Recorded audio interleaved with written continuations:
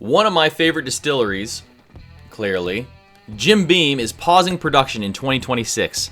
What does this mean for the bourbon industry? Are other bourbon makers going to follow suit, and how does it affect our everyday prices and what releases we're going to see in the future? Let's get right into it.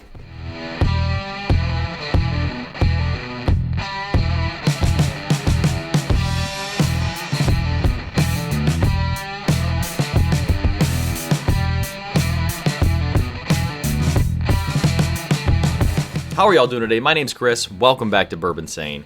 Breaking news in the industry, and honestly, this one took me back a little bit.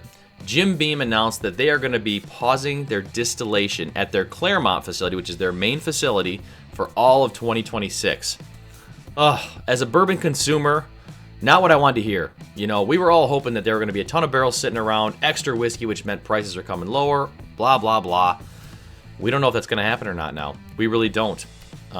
Let's go into what actually happened and why this release was announced to begin with. First things first, don't go out and buy a bunch of Jim Beam products like it's toilet paper in 2020, okay?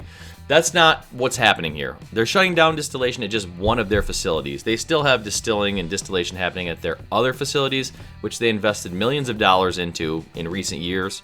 So they're still going to be distilling, just not maybe making quite as much juice as before. So they did stop their distillation there, but they are still going to have that facility, as mentioned, their main facility, open for tourism still. So you can still go visit Jim Beam. You just won't be able to actually see whiskey being made at that facility. Still be able to see the barrels, see them emptying barrels, blending things, all that kind of stuff. Probably still fill your own bottle, but not active distillation. That's the big call out with this. Okay, so the big question is, why is Jim Beam doing this? And honestly, the answer they gave us is just a very corporate-sounding answer. Oh, we want to upgrade our facilities. We want to increase our efficiency. I don't know what they want to do, roll some insulation in the walls. Long-term planning, that's what they put in there. But really, let's read between the lines a little bit on this. For the last 15 years, bourbon producers in general, across the board, they've been in full send mode, make as much as you can, let's build more stills, let's build more rick houses. And anyone that had to do with the bourbon industry just saw no end in sight. There was no prediction that this was going to happen, or very few people predicted it, especially once COVID hit and everyone was just drinking, buying up bottles, and looking for that next best thing.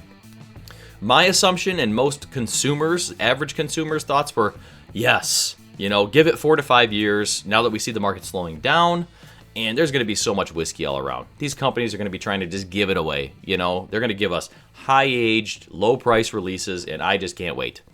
But what does this not mean? This doesn't mean that Jim Beam products are just going to be disappearing from your shelf immediately. I mean, if anything, it's not going to happen overnight. And even then, I don't think it's going to happen at all. Jim Beam is going to be there. You go to your store tomorrow, you go to your store a year from now, the same bottles you're seeing there are still going to be there. Your $20 drinker isn't going to become allocated, so don't worry about that. That's not something you need to worry about. Jim Beam has massive barrel inventories, maybe the most of any single distiller in all of bourbon.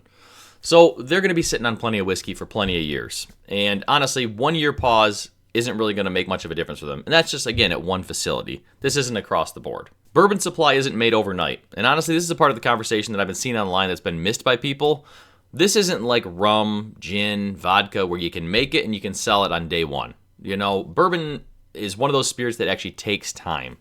1 year pause in distillation today might affect the market 4 to 5 years beyond now, but it's not going to, unless they say this is a multi-year plan where they're stopping distillation at even potentially multiple facilities, which I don't see that happening unless we have a major shift, a major market change beyond what's already been the slow drip happening. All right, so let's talk about the thing that everybody cares about, price and availability. And again, this is what kind of my mind immediately went to when I thought about this. I was like, no, I've been waiting for this moment, and then now they're going to take it all away from me. So we were all thinking, all these whiskey companies are going to have so much whiskey, so much bourbon. They're going to be sitting on so many barrels, they're going to have to release higher age releases at lower prices because no one's going to want to buy them. It's going to be a thing of mass supply, and the demand's going to be very low, and us that are still into whiskey, like myself, we're going to be able to get those great bottles we always wanted. It may not happen.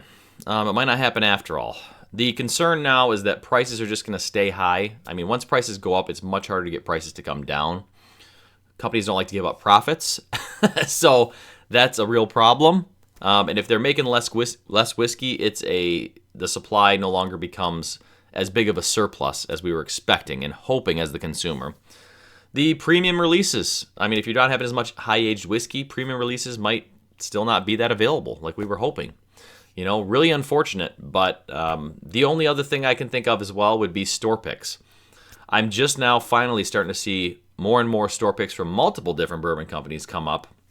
I'm now concerned that once again, we're going to have maybe lower age store picks. We won't be able to get back to those days of the 10, 12, 13-year Jim Beam or Knob Creek single barrel store picks. Some of my favorites. I mean, they push Whiskey of the Year options every year for me almost, you know, because they're that good sometimes, those older ones.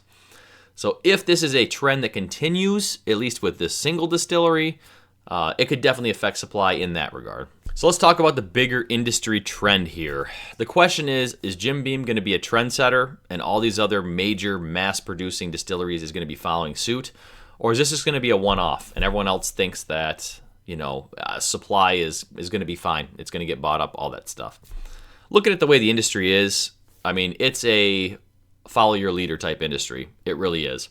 So I wouldn't be surprised if we see more announcements coming, maybe not this year, but in subsequent years if the market continues the way it's going, to pause distribution for a year, even a temporary pause, you know, almost like take a season off from distilling or something like that.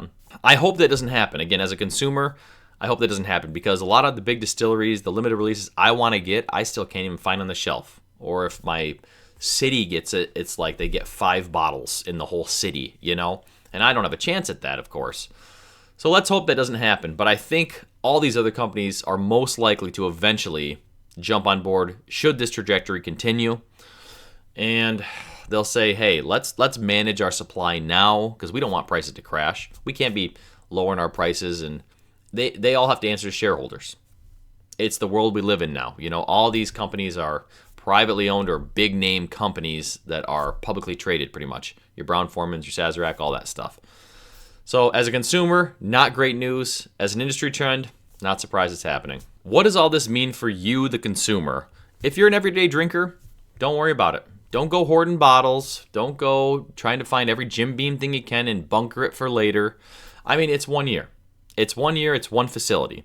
So don't panic buy. Don't make things worse on the market. If you're a collector, you're probably going to be in the same boat you're already in. Hard to find scarce stuff, hard to find limited rare stuff.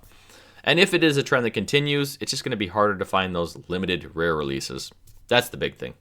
So no, Jim Beam pausing production doesn't mean that bourbon is doomed. It just means that companies are deciding for control over surplus. And you know what? As mentioned, it was kind of an expected thing with the industry. I wish it wasn't, but I want to hear your guys' thoughts. Does this surprise you? The news that came out about a week ago now, as mentioned, not too much for me. I wish it didn't happen. Consumers, we don't want it to happen. But in the industry in general, no. If you haven't yet, make sure you do like this video, subscribe to the channel, and while we're here, let me know what your favorite Jim Beam product is. I'm sure you'll be able to find it, at least for the next 5 years. So don't worry too much. But I appreciate you guys being here today. Thank you so much for watching. Stay insane.